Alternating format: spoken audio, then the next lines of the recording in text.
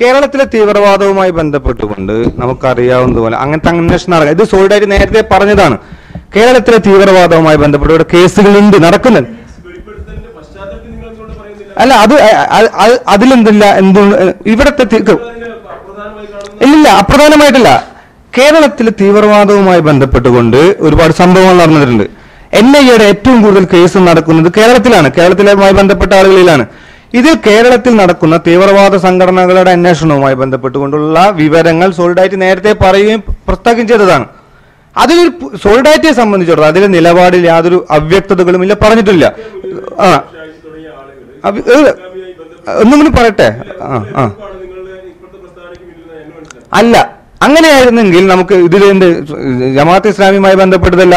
ഇത് ഒരു മന്ത്രി, എൻ്റെ ഒരു പ്രശ്നം ഇതാണ്, സമഗ്രമായ അന്വേഷണം ഇവിടെ നടക്കേണ്ടതുണ്ടെന്ന് നമ്മൾ പറഞ്ഞതാണ്, നമ്മൾ നിരന്തരമായി പറയുന്നതാണ്, അന്വേഷണവുമായി ബന്ധപ്പെട്ടുകൊണ്ട് നിരന്തരമായി പറഞ്ഞതാണ്. പക്ഷെ ഇപ്പോഴുള്ള സംഭവം എന്താണെന്ന് വെച്ചാൽ ഒരു മന്ത്രി അതിലെന്താണ് ഒരു ആരോപണം ഉന്നയിച്ചത് ആരാണ്? മന്ത്രി തന്നെയാണ്. മന്ത്രി തന്നെയാണ് എന്ത് ചെയ്യുന്നത്, ഇതിന്റെ ഒരു ഇൻഫോർമറായിട്ട് പറയുന്നത്, എനിക്ക് ഈ വിവരമുണ്ട്, എനിക്ക് അറിയാം, ഞാനിത് പറയുന്നു. അതെ, അതിനെങ്ങനെ എന്ത് ചെയ്യരുത്? അപ്പോൾ സമഗ്ര അന്വേഷണം നടത്തേണ്ട ഗവൺമെന്റ്, ആ ഗവൺമെന്റിന്റെ ഭാഗമാണ് മന്ത്രി. അതേപോലെ നിർവഹിക്കുന്നില്ല മാത്രമല്ല അതിൽ ഒരു കക്ഷിയാകുന്നു. ആ കക്ഷി അയാൾ അത് എന്ത് ചെയ്യുന്നു, അത് നടത്തുന്നില്ല.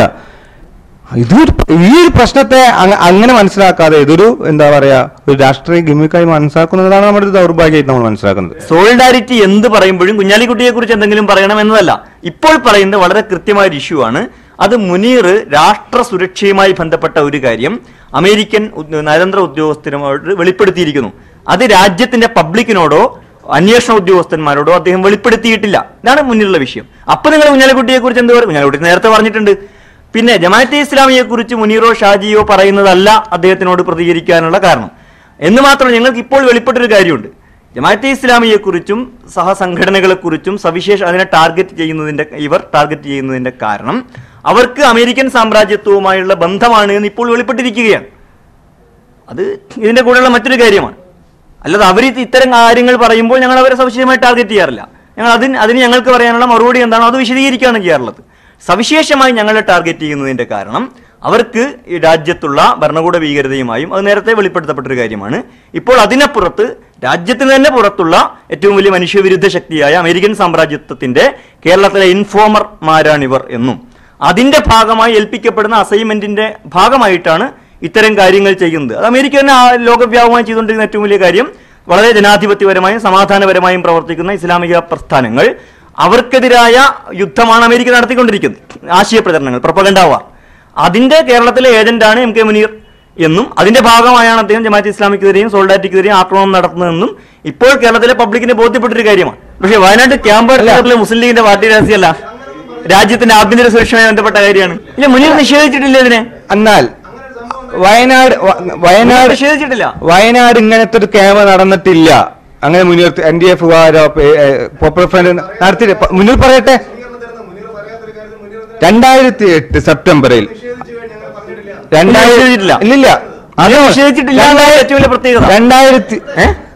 മുനീർ തന്നെ പറഞ്ഞത് അമേരിക്കൻ കോൺസുലേറ്റിൽ എനിക്ക് സുഹൃത്തുക്കളുണ്ട്. അത് പത്രങ്ങളിലൊക്കെ വന്ന അമേരിക്കൻ കോൺസുലേറ്റിൽ എനിക്ക് സുഹൃത്തുക്കളുണ്ട്. പാർട്ടി അദ്ദേഹം അന്ന് തന്നെ പത്രക്കാർ അദ്ദേഹത്തോട് ബന്ധപ്പെട്ടപ്പോൾ അദ്ദേഹം പറഞ്ഞത് ഈ കാര്യങ്ങൾ അമേരിക്കൻ കോൺസുലേറ്റിൽ സുഹൃത്തുക്കളുണ്ട്, പാർട്ടി രഹസ്യങ്ങൾ ഞാൻ അവരോട് പറഞ്ഞിട്ടില്ല എന്നാണ്. എന്ന് പറഞ്ഞാൽ അതിന്റെ അർത്ഥം എന്താ? അത് ഏത് പാർട്ടി രഹസ്യം? പിന്നെ വയനാട് കുന്നിൽ NDF ക്യാമ്പ് നടത്തുന്നതിനെ മുസ്ലിം ലീഗിന്റെ പാർട്ടി രഹസ്യമാവുന്നത്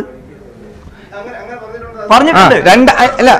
മുനീർ വിക്കിലീക്സ് മുനീറിനൊക്കെ എന്താ പറയാ യുജിൻ അസാഞ്ചിസിന് മുനീറിനോട് കേരളത്തിലെ MK മുനീറിനോട് വമ്പിച്ച പ്രതിഷേധമുണ്ടെന്നും അതുകൊണ്ട് കേരളത്തിലെ മുനീറിന്റെ രാഷ്ട്രീയ ഭാവി തകർക്കാൻ വേണ്ടി വമ്പിച്ച ഗൂഢാലോചന നടത്തിയിട്ട് 2008 സെപ്റ്റംബർ 22-25 പിന്നെ കൗൺസിലേറ്റ് ആളുകളെ കണ്ടിട്ടില്ലെന്നും ഒക്ടോബറിൽ ഇങ്ങനത്തെ ഒരു കേബിള് US ചെന്നൈ കൗൺസിലേറ്റിന് പോയിട്ടില്ലെന്നും ഇതിന്റെ പിന്നെ വമ്പിച്ച ആഗോള ഗൂഢാലോചന ഭാഗമാണെന്ന് മുനീർ വ്യക്തമാക്കട്ടെ. 2008 സെപ്റ്റംബർ 22-25 തീയതികളിൽ കോഴിക്കോട് വെച്ചിട്ട് US നയതന്ത്ര ഉദ്യോഗസ്ഥന്മാർ മുന്നീർ ചർച്ച നടത്തിയെന്ന് മുന്നീർ സമ്മതിക്കുന്നു. ആ സംബന്ധിച്ച ചർച്ച എന്താണ് നടന്നത് എന്നത് വളരെ രഹസ്യമാണ്. മുന്നേ പരസ്യമാണെന്ന് ചോദിച്ചിട്ടൊന്നുമില്ല. ആ രഹസ്യമായ വിവരം കേബിളിലൂടെ ഒക്ടോബറിൽ ചെന്നൈയിൽ നിന്ന് പോകുന്നു. ലോകത്തിലുള്ള ലക്ഷക്കണക്കിന് കേബിളുകൾ പുറത്തു വരുന്നു. ആ ലക്ഷക്കണക്കിന് കേബിളുകളുടെ ക്രെഡിബിലിറ്റി ഇന്ന് വരെ ആരും പറഞ്ഞിട്ടില്ല. അമേരിക്കയുടെ ഇതിനേക്കാൾ അഫ്ഗാൻ വാറുമായി ബന്ധപ്പെട്ട്, ഇറാഖ് വാറുമായി ബന്ധപ്പെട്ട് ഇതിനേക്കാൾ അമേരിക്കയുടെ വളരെ മൗലികമായ വിഷയത്തിൽ പുറത്തുവന്ന കേബിളുകൾ സത്യസന്ധമാണെങ്കിൽ കോഴിക്കോട് നടന്ന ചർച്ചയിൽ വന്ന കേബിൾ സത്യമാണ് ഞങ്ങൾ വിശ്വസിക്കുന്നു. വിക്കിലീക്സിന്റെ കേബിളിന്റെ ക്രെഡിബിലിറ്റിക്ക് വിശ്വാസ്യത എല്ലാവരും അംഗീകരിക്കുന്നത് കൊണ്ട് കേരളത്തിൽ രമേശ് ചെന്നിത്തല, ഉമ്മൻചാണ്ടി, പിന്നെ പിണറായി വിജയൻ അവരുമായി ബന്ധപ്പെട്ട ചർച്ചകളൊക്കെ സത്യസന്ധമാണ്, ഒക്കെ ശരിയാണെന്ന് പറയുമ്പോൾ മുനീറിന്റെ മാത്രം വ്യാജമാണെന്ന് വിശ്വസിക്കാൻ മാത്രം വിഡ്ഢികളല്ല സോളിഡാരിറ്റി. ഇല്ലെങ്കിൽ അമേരിക്കൻ കോൺസുലേറ്റുമായി എം കെ മുനീർ എന്താണ് സംസാരിച്ചത്? അമേരിക്കൻ കോൺസുലേറ്റ് എന്ന് പറഞ്ഞാൽ ഇന്ത്യയുടെ ഒരു പിന്നെ ഗവൺമെന്റ് സംവിധാനമൊന്നുമല്ലല്ലോ, അതൊരു വിദേശ രാജ്യമാണ്, പ്രത്യേകിച്ച് ഒരു സാമ്രാജ്യത്വ ശക്തിയാണ്. അവരുമായിട്ടുള്ള മുനീറിന്റെ ഇടപാടുണ്ട് എന്ന് മുനീർ അംഗീകരിച്ചിട്ടുണ്ട്. അതെന്താണ് എന്ന് കേരളത്തിലെ പബ്ലിക്കിനോട് എം കെ മുനീർ വ്യക്തമാക്കേണ്ടതുണ്ട്. ഒന്നുകിൽ അതെന്താണ് എന്ന് വ്യക്തമാക്കേണ്ട ബാധ്യത അദ്ദേഹത്തിനുണ്ട്, അല്ലെങ്കിൽ അയാൾ കളവ് പറയുകയാണോ അല്ലേ എന്ന് അത് അറിയാനുള്ള അവകാശം നമുക്കുണ്ട്. അതാണ് ഞങ്ങൾ ആവശ്യപ്പെടുന്നത്. 3 കൊല്ലം മറച്ചു വെച്ചത് എന്തിനാ? ഒരിക്കലുമില്ല. എന്നല്ല ഞങ്ങൾ ആവശ്യപ്പെടുന്നത്, ഇത് പോപ്പുലർ ഫ്രണ്ട് വയനാട്ടിലെ മലനിരകളിൽ ആയുധ പരിശീലനം നടത്തിയിട്ടുണ്ടെങ്കിൽ അത് വെളിപ്പെടുത്തപ്പെടണമെന്നാണ്. കാരണം രാജ്യത്തിന്റെ സുരക്ഷയെ ബാധിക്കുന്ന മതസൗഹാർദ്ദത്തെ അന്വേഷിക്കണം. അന്വേഷിക്കണമെന്ന് ആവശ്യപ്പെട്ടാൽ മുനീറിന്റെ പ്രസ്താവന അന്വേഷിക്കണമെന്ന് പറഞ്ഞാൽ ആ പ്രസ്താവനയുടെ ഒരു അടിസ്ഥാനമുണ്ട്, ഒരു കണ്ടന്റ് ഉണ്ട്. ആ കണ്ടന്റിനെ കുറിച്ച് അന്വേഷണം നടത്തേണ്ടത്. അതിൽ പോപ്പുലർ ഫ്രണ്ടിന്റെ പിന്നെ പരിശീലനം നടത്തിയിട്ടുണ്ട്. ഞങ്ങൾ പ്രസ്താവനയിൽ കൃത്യമായിട്ട് പറഞ്ഞിട്ടുണ്ട്. പരിശീലനം നടത്തിയിട്ടുണ്ടെങ്കിൽ അത് പുറത്തു വരണം. അത് പോപ്പുലർ ഫ്രണ്ടുമായി ബന്ധപ്പെട്ട കാര്യമാണ്. ഇനി നടത്തിയിട്ടില്ലെങ്കിൽ മുനീർ പിന്നെ കളവ് പറയുകയാണെങ്കിൽ അത് പുറത്തു വരണം. ഇനി വസ്തുത രണ്ടാണെങ്കിലും എന്തിനാണ് മുനീർ അത് രാജ്യത്തിന്റെ ഉദ്യോഗസ്ഥരോട് പറയാതെ, ഇന്നാട്ടിലെ പബ്ലിക്കിനോട് പറയാതെ അമേരിക്കൻ കോൺസുലേറ്റിനോട് പറഞ്ഞത് എന്നത് വെളിപ്പെടുത്തപ്പെടണം. അമേരിക്കൻ നയതന്ത്ര ഉദ്യോഗസ്ഥരോട് ചർച്ച നടത്താൻ പാടില്ല എന്നൊരു നിലപാട് ഞങ്ങൾക്കില്ല.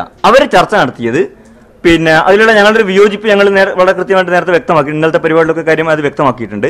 അതേസമയം CPIMന്റെ നയപരിപാടികൾ, അവർക്ക് അവരുടെ ഓരോ വിഷയത്തിലുള്ള നയങ്ങൾ അമേരിക്കൻ ഉദ്യോഗസ്ഥരോട് പറഞ്ഞിട്ടുണ്ട്.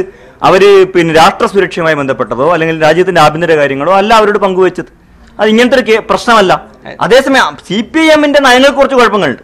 ആ കുഴപ്പങ്ങൾ ഞങ്ങൾ വ്യക്തമാക്കും. പ്ലാച്ചിമടയിലെ കൊക്കക്കോള സമരം ഒരു പ്രാദേശിക സമരമാണ്, അതൊരു സാമ്രാജ്യത്വ വിരുദ്ധ സമരമല്ല എന്ന് CPIMന്റെ നിലപാട് അവര് പിന്നെ വിക്കിലീക്സിനോട് പറയുന്നുണ്ട്, സംസ്ഥാന സെക്രട്ടറിയുടെ നിലപാട്. അപ്പൊ പിന്നെ അത് തെറ്റാണ്. പ്ലാച്ചിമട സമരം സോളിഡാരിറ്റി വലിയ അളവിൽ പങ്കുവഹിച്ചൊരു സമരമാണ്. അത് അത്യുജ്വലമായ ഒരു സാമ്രാജ്യത്വ വിരുദ്ധ സമരമാണ് എന്ന് CPIM തന്നെ ആ സമരത്തിന്റെ സമയങ്ങളിൽ സമരഭൂമിയിൽ പറഞ്ഞിട്ടുള്ള വേറൊരു കാര്യം. അതിന്റെ അടിസ്ഥാനത്തിൽ ധാരാളം നടപടികൾ സ്വീകരിച്ചൊരു പാർട്ടിയും പിന്നെ അവരുടെ ഗവൺമെന്റും ട്രൈബ്യൂണൽ രൂപീകരിച്ചു, കൊക്കക്കോള കമ്പനി അടച്ചുപൂട്ടി, ഇതൊക്കെ ചെയ്തതാണ്. CPIMന്റെ ഇതൊരു സൈദ്ധാന്തിക പാപ്പരത്വമാണ്. ആ സൈദ്ധാന്തിക പാപ്പരത്വം ഞങ്ങൾ ചൂണ്ടിക്കാണിക്കുകയും അതിന്റെ കാരണങ്ങൾ വ്യക്തമാക്കുകയും ചെയ്തിട്ടുണ്ട്.